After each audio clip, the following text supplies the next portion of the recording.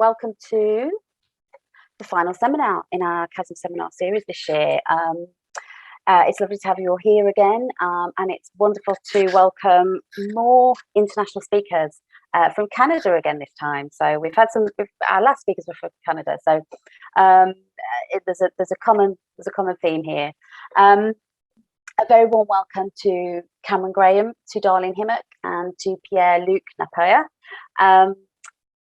It's really great to have all of you here, and I was just saying that due to my own ignorance, I guess, around kind of what critical accounting does and is, I certainly wasn't aware of the kinds of things, the kinds of topics that are studied within that discipline. So it's really great to learn more about what you're doing, and to see the synergies and the parallels with CHASM's research remit. So in more detail, Cameron is Professor of Accounting at York University in Toronto. Cameron is studying topics such as pensions, homelessness, Canada's First Nations, and again, like I say, topics that I wouldn't necessarily automatically consider when thinking about accounting studies. And also, interestingly, using a range of sort of qualitative research methods. Cameron's investigated the use of social impact bonds to restructure the delivery of homelessness programs in the UK, microfinance in Sri Lanka, and the role of the World Bank in restructuring the education system in rural Latin America. Cameron's an associate editor of Critical Perspectives in Accounting. So thank you for coming along, Cameron. Darlene, welcome to Darlene, who is Associate Professor of Accounting at the University of Ottawa. And she researches the impacts of neoliberalism on retirement and ageing in both the workplace and in society. And this, which I was really excited about, includes work on how individuals learn to become newly responsibilized for their financial future, the risks constructed in relation to retirement and pensions, and the move towards connecting pension funds to climate goals. So, as I was saying, Darlene, there's lots of overlap there between some of the work we're doing currently in CHASM with Chris in particular. And Darlene's also an associate editor of Critical Perspectives on Accounting. And last but not least, Pier-Luc is an assistant professor at Université Laval in Quebec City, and he completed his PhD from York University in 2021. Well done. His research interests include accounting in the sport business and topics related to performance measurement, valuation, and social impact. So a very warm welcome to you all. We're really, really pleased to have you here.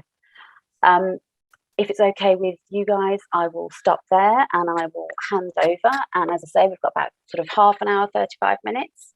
And then Stuart, who knows far more about all of this than I do, because this is his home, is going to chair the question and answer session afterwards. Is that okay? All right. So, Cameron, if I hand over to you and you can start sharing your screen. Great. Okay. All right. Thanks so much, Louise, and welcome everybody. I'm going to launch right into this. Okay, great. And screen. Move the controls out of the way. There we go. All right. So this paper, I'm not sure if everybody in the audience is academic, but academic papers tend to have a very long title because most people who cite your paper probably won't read past the title. So it's important to get the story in there if you can. So this paper is called The Dissipation of Corporate Accountability, For-Profit Long-Term Care During the Coronavirus Pandemic. And I'm going to talk in a moment about the external incidents that happened that prompted this paper, but I want to talk very briefly about what got Darlene and Pier-Luc and I to pivot our research to look at this topic. And it was some criticism of academics on a podcast that I was listening to by a journalist and a social movement activist who were saying that academics weren't doing enough to deal with what was happening in the pandemic. And I've always tried to keep a clear distinction in my mind between academic research and journalism, because the turnaround times for academic research to get the funding, to go do the research, to write up the paper, to get it published can be years. And by that point, the current events have long passed. But I was, I guess, a little bit stung by the criticism because I thought that we were doing what we could. But Darlene and Pier-Luc and I talked it over, and we realized that we could take our research that we're doing on social impact measurement and look at what was happening in the pandemic. Because if you want to look at the social impact of a corporation and how you measure it, it's pretty hard to get a more concrete measure of it from social impact than how many of its patients died. So this is what prompted us to start looking at this, just because of the goading of these friendly journalists, one of whom I know fairly well. So this was the what got us looking at this, but trying to find a handle on what was going on in long-term care and what could we say about it from a point of view of academic research was a bit of a problem. And then we had a couple of things happen that were quite startling. The first was that in April 2020 in Canada, the Canadian Army was called in to 25 different long-term care homes, most of them in Ontario, that had been swamped by the pandemic. And this was, facilities where there was simply just a total collapse of the healthcare and housing provisions in long-term care. There were complete abandonment, dereliction of duty by the homes in question, far beyond simply whether patients were dying. There were patients who weren't getting fed, patients who weren't getting bathed, and it was just a disaster. So the Canadian Army was called in April, and then in May, the Army released its report, and it was incredibly damning on what these corporations are doing or failing to do. And what was most startling to me was the reaction of the Ontario Premier. So healthcare in Canada is handled at the provincial level. So the Premier of Ontario was quoted as saying, "I expect shareholders to hold the CEO and chair accountable." And it really puzzled me because, first of all, he's in charge of healthcare regulation as Premier. He can hold these firms accountable. But what he wanted was for the shareholders to hold these firms accountable for what had happened. So the question that I had was, how exactly are these firms held accountable? If the Premier doesn't do anything, and the shareholders, exactly what are the mechanisms by which they would hold these organizations accountable? Like, what would you actually expect to happen? So that's what we decided to investigate. And this is the paper that we have developed as a result. And I'll go through these sections in a little more detail. But basically, what I'll be talking about today is our research setting, giving you a little more context about COVID in Canada and long-term care. Then I'll introduce the theoretical framework that we're using to help explain the data that we're seeing, which is about the dimensions of accountability. Then I'll discuss our research methods and then turn to our analysis of the data. And finally, give some concluding remarks discussing what we learned. So that's the plan for today. So the research setting, and this will help you understand a little bit more about what I mean by long-term care. So first off, who is it that's died of COVID-19 in Canada? So if you look at the data, and this was data that was prepared by one of the journalists that I talked about. Her name is Nora Loreto, and we quote her in our paper. She, as a freelance journalist, started keeping track of all the news reports, and she built a spreadsheet, and it's available online, that tallies up where all the people are who've died in Canada and how many of them are in long-term care. So 35 million people approximately in Canada. We've had about 27,000 people die at the time of writing. It might be a little bit higher now. And 66.7% of the deaths happened in long-term care. So of the 27,000 people who've died in Canada, 2/3 of them were in long-term care homes. So this is not just deaths amongst the elderly. This is deaths amongst a particular group of the elderly that live in long-term care. And prior to the Delta variant coming along, which started, as you are probably all well aware, it started having more severe consequences for younger people. But prior to the Delta variant of COVID coming along, 78% of the patients that had died were in long-term care. So now it's 66.7%. Back then, when we started writing, it was 78%. So long-term care in Canada, what's that about? It's different from a regular retirement home. So it's basically, in Canada, the elderly often live in institutionalized settings. A retirement home would be one where they simply have all the facilities they need around them, but they live quite independently. Long-term care, however, is for adults who need help with their daily activities. So there's a lot of healthcare involved in it. 24-hour nursing is available. 24-hour personal assistants are available to help with every activity that an elderly person will need as they senesce. As I said, it's provincially regulated because it's part of the healthcare industry.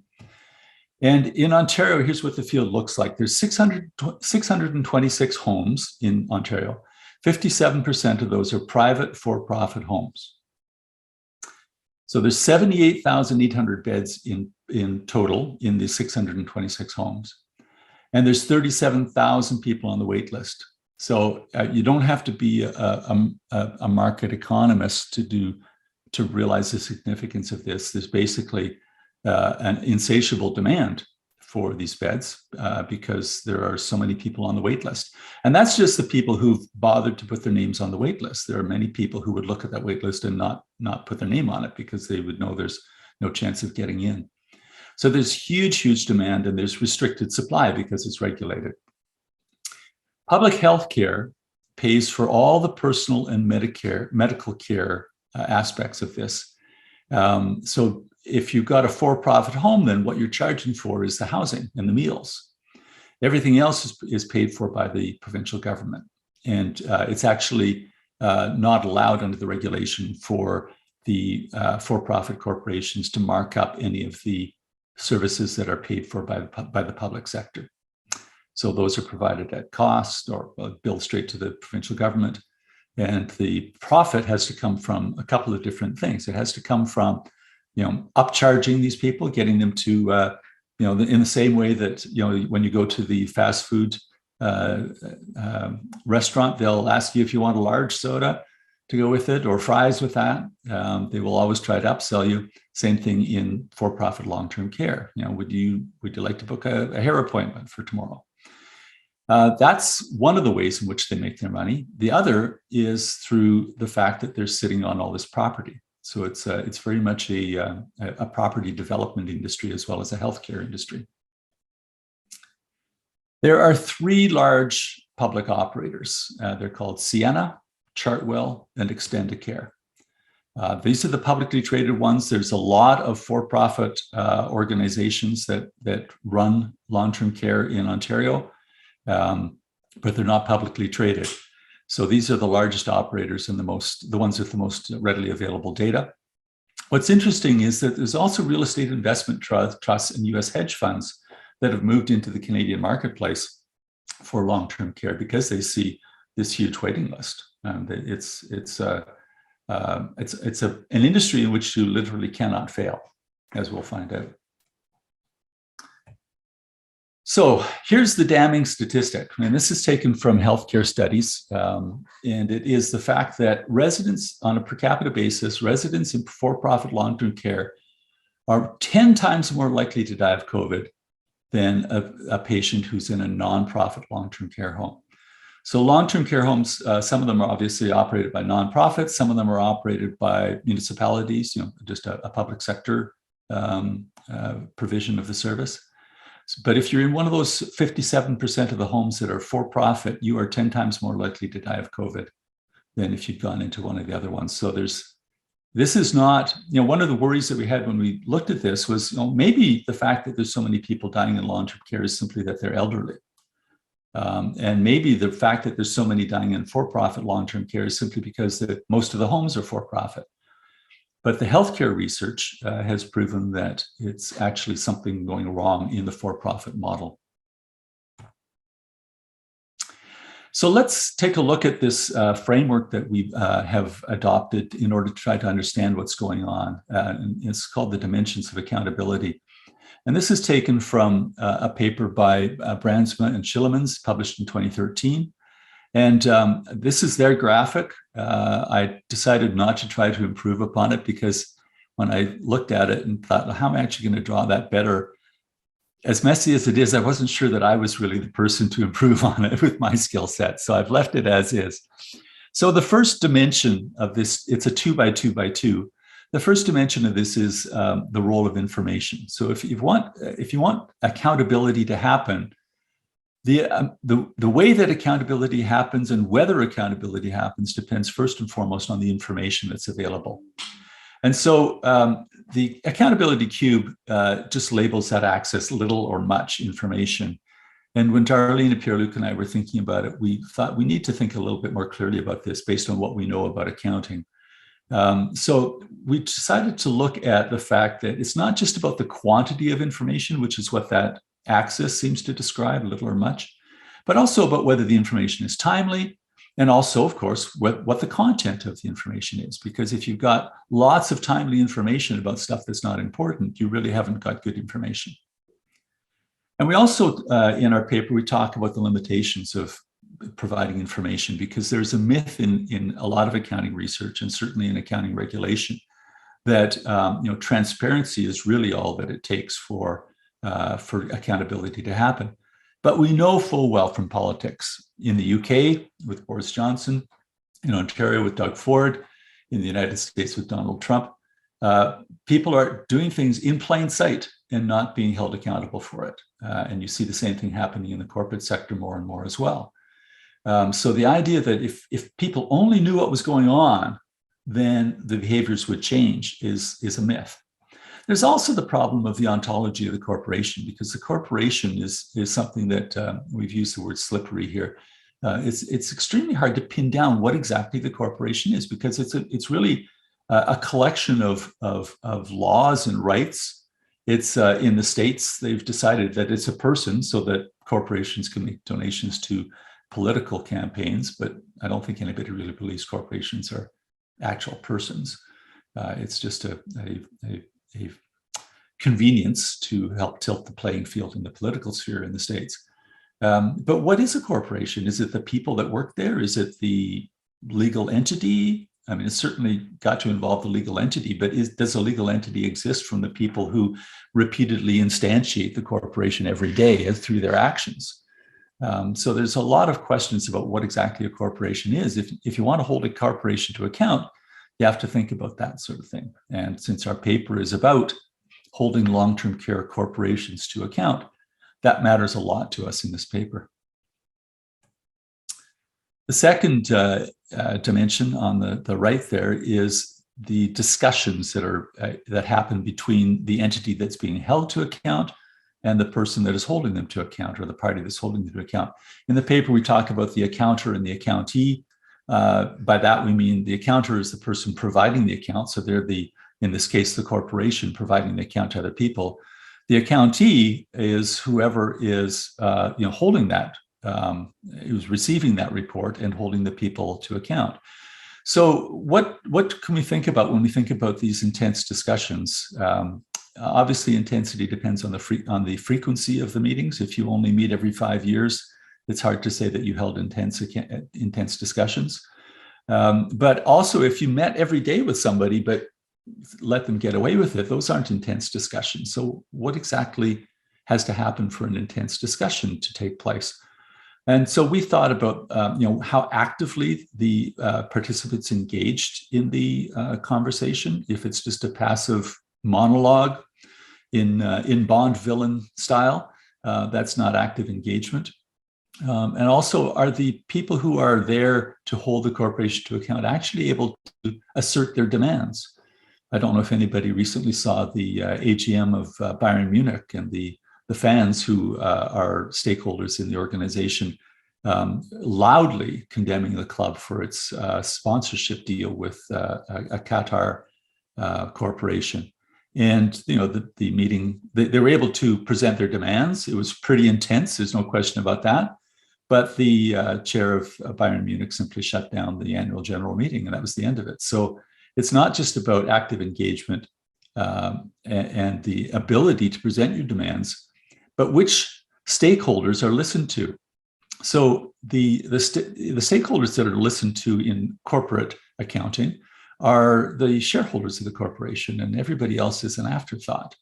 So the power that the accountee, the demanding party, has to not only assert their demands, but make sure that those demands are met, has everything to do with whether accountability happens. You can be actively engaged, you can present your demands, but if the organization simply shuts down the meeting and goes on without any consequences, then you have no power.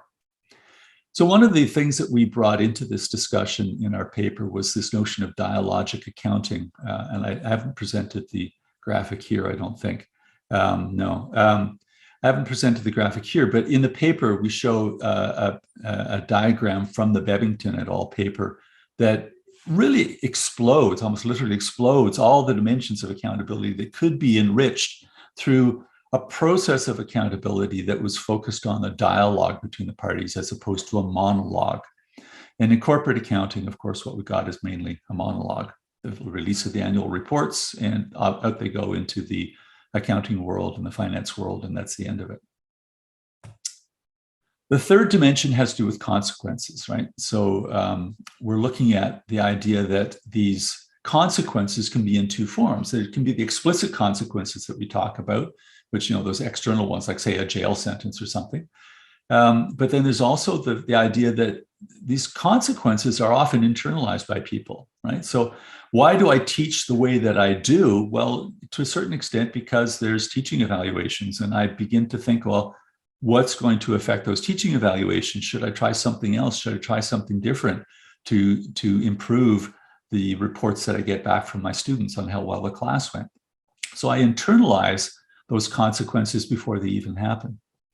There's an assumption when we talk about consequences that everybody's acting in good faith. That if only this became visible to people, then people would change their behavior, and that would be a consequence right there. Simply by telling the story of what was going on inside these long-term care homes, somehow that they would change what they're doing. But that assumes that these people are acting in good faith, and as we know, that's not always the case.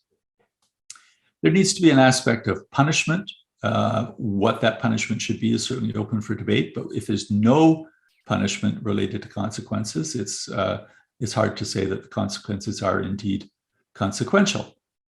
There could be procedural consequences, monetary consequences, could be criminal charges. There's all kinds of levels of consequences that you could think of imposing on a corporation. The limitations of accountability for corporations have to do with the legal aspects of it. Our system of law assumes this idea of a guilty mind, mens rea. And in order for somebody to be held accountable, they have to be able to understand their guilt.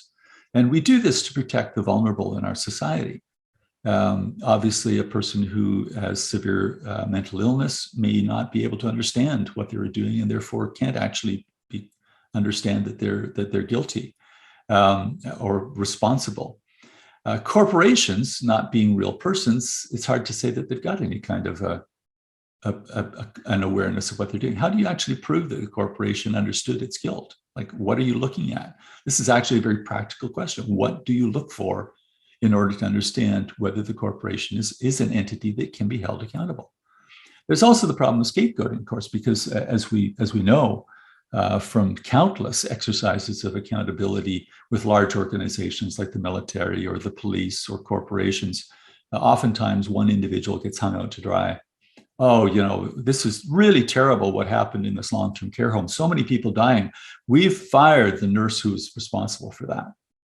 And the corporation then continues on its merry way. So that's what we mean by scapegoating, and we see it all the time. So those are the dimensions of accountability that we wanted to use to be able to explore what was happening in the organization in these long-term care homes. So how do we gather data for this? Let me quickly run through this so I can get to the meat of the paper.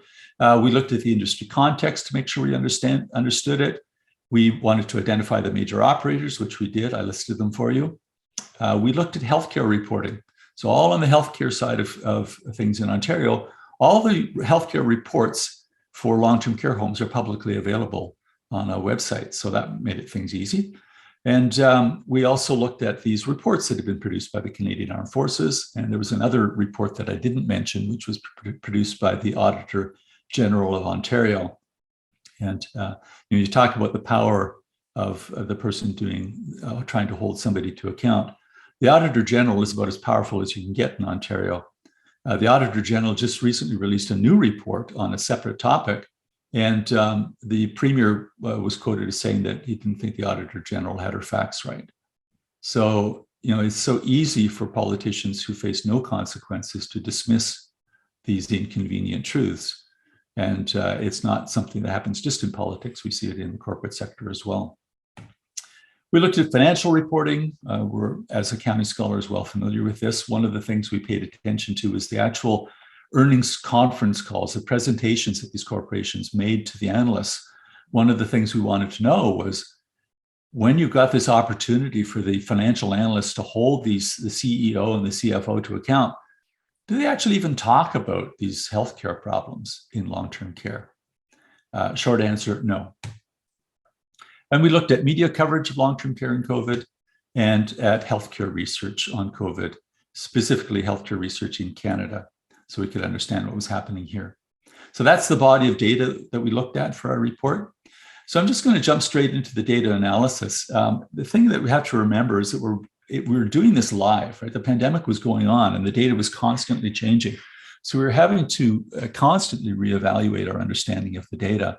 So we held weekly meetings, the three of us, and what we're trying to avoid is coming too quickly to a consensus about what's happening. So in these kinds of team dynamics, it's really important that you actively create differences of opinion, differences of interpretation.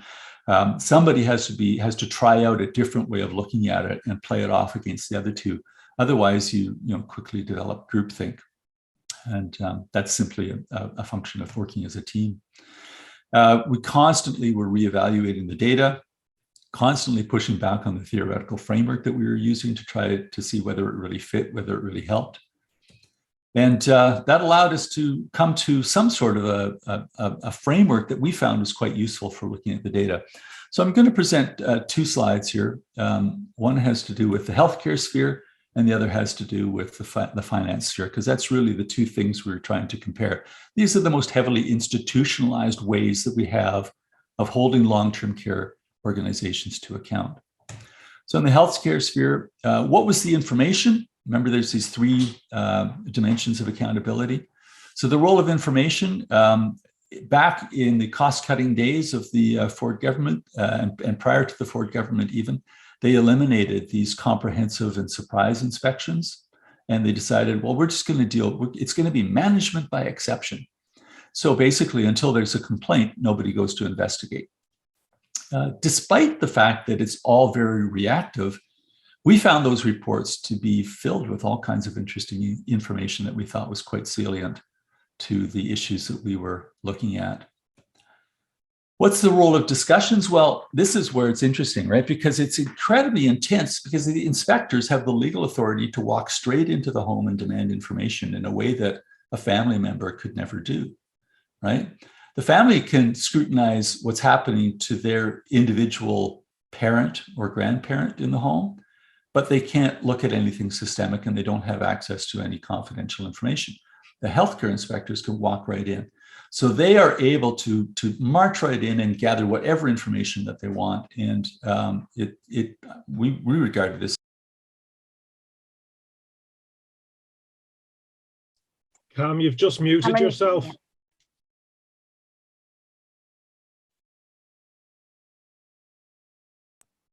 How interesting. There we go. No idea how that happened. We have demons in my machine. So what I was saying is that these discussions are intense in many respects, but they're also somewhat weak because during the pandemic, the inspectors and the families didn't actually go into these homes for obvious reasons. So it becomes a bit of a problem. Where are we here? Next, consequences. What we found was that there's a whole range of consequences that could have been imposed by the healthcare inspectors. Mainly what they gave was what are called correction orders, which means, you guys forgot to do this. Can you please make sure that you start doing that? But all of the major penalties that were available were ignored, right? So there's no long-term care home was ever shut down. There's partly that's logical. Like if you shut it down, where would the people who were in it go? There was another option that of course, is never going to be explored by a right-wing provincial government, which would be to nationalize the long-term care industry and take it over. That happened kind of sporadically or incidentally when they brought the army in. So functionally, the government took over control of those, but that was only temporary, and they were turned back over to the long-term care homes. So basically, almost no penalties. And the other thing is that all of these penalties happen at the facility level. So if you've got a corporation that owns a chain of these homes, there's never any ability of the healthcare inspectors to impose a penalty at the corporate level. It's only this particular home or that particular home. So let's look at the financial sphere. Louise, how am I doing for time? A good 5 minutes. Okay, just about ready to wrap up. So in the finance sphere, this is a little more routine for us as accounting scholars. So we know what annual reports look like. We know from looking at the annual reports that they're very, very selective about whether they present any healthcare information inside the annual report. You've all been to a factory or a workshop where they've got a sign that says, 96 days without an accident, 96 accident-free days, or some sort of a sign like that. That's the kind of information that's presented from the healthcare sphere in these annual reports. Just a little highlight blurb to say, oh, things are going great. There's no in-depth integration of the healthcare information into the accounting reports at all. The discussions, well, we know what discussions look like in financial accounting. There's audits, which are quite intense, but there's a long gap between audits. And when you've got a pandemic going on that's changing so quickly, the audits aren't particularly useful. We found that the analysts aren't at all interested in the healthcare data. And smaller investors, of course, have no possibility of getting any information out of these corporations. You simply get ignored. Consequences. The share prices of these firms went down a little bit when the army was called in, but none of the analysts downgraded these firms as investments. In fact, if you want to talk about consequences, there's a lot of money being poured into the long-term care industry by the provincial government because of pandemic relief, right? And despite the fact that they're receiving these government handouts, they continue to pay large dividends to their shareholders. The emphasis in all of the discussions that we observed in the annual reports and the analyst meetings was this is a business model that has long-term viability. Don't pay any attention to the pandemic. That's just short-term noise. In the long run, this is a great place to invest your money. And who's to say they were wrong? So let's just look at how the accountability cube plays out for these two spheres of accountability. So in healthcare governments, we found the role of information to be low. The intensity of the discussions was high because the inspectors can go right in, but there's very limited consequences. On the financial governance side of things, the role of information is high because there's so much emphasis put into preparing these accounting reports. It's a huge, huge undertaking. But we've got a slash low there because the amount of healthcare information that creeps into that is very low. There are very low intensity discussions. It's very much a monologue out to the financial markets, and you can't actually engage with the corporation. And the consequences are limited. As we saw, the share price dipped temporarily, and that was about it. So that is taking the accountability cube and kind of mapping them so we can do a comparison. So what can we learn from this analysis? Well, the first thing is this that leaps out is this hybrid thing going on there under financial government for the role of information. And so that alerted us to the fact that there's this huge disconnect between healthcare and finance, right? We've got these two regimes of governance and they don't talk to each other at all. So that's a bit of a problem if you're trying to hold these organizations accountable. The next thing we looked at was the fact that each of these columns had a high somewhere. So everything else is low, but there's a high for role of information for financial governance and a high for the intensity of discussions for the healthcare governance. So what does this create? Well, it creates an illusion that there's accountability happening, right? Look at all this information we provide. Look at these healthcare inspectors coming in here and demanding information. We're accountable. Look at this.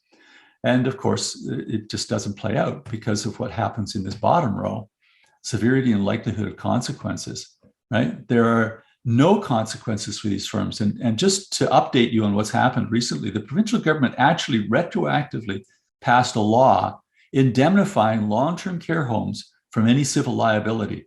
So you can't even sue these long-term care homes because their pals in the provincial government retroactively created a law that protected them, that indemnified them from any civil liability. Astonishing to me that the provincial government would do this. It just doesn't make any sense from a point of view of corporate accountability, but this is what has happened. In terms of criminal charges, as opposed to civil liability, public prosecutors basically throw up their hands and say, you know, it's not really in the public interest to lay charges against these firms. And when the public prosecutor says we're not going to pursue charges, that's the end of the story. Nothing happens. So that's what we get out of the accountability cube. So the contributions of the paper then, you know, obviously we're trying to open up the use of this accountability cube. We like it because it disaggregates this notion of accountability. We've also brought together healthcare and accounting research, and we're contributing a little bit to this academic response to the pandemic to help me feel not so guilty about what's going on, I guess, and help me be able to live with my journalist friend in peace. So this is, I don't know, you know, how much further we can go from that on the academic side, because the literature that integrates these two things is quite sparse. I hate to say that, you know, we filled a gap because some gaps are not worth filling.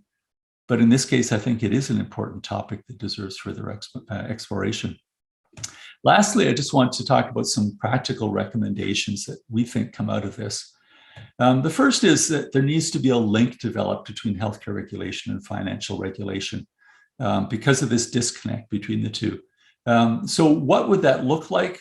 We put our heads together and came up with some suggestions, which are not the only possible suggestions, but one of them that we thought about was that if healthcare regulators had the ability to suspend dividend distributions and say, look, while you're under investigation, you simply can't make any dividend payments.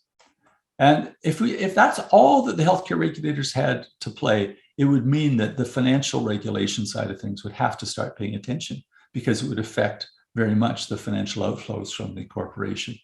So we think that would be interesting to try to implement. There's nothing in provincial legislation that would prevent that because healthcare and finance are both provincially governed in Canada. What we need, however, is a disconnect between the provision of healthcare and property development, because these organizations are really doing two different things. And they're taking advantage of the fact that they're providing this provincially funded service in their properties.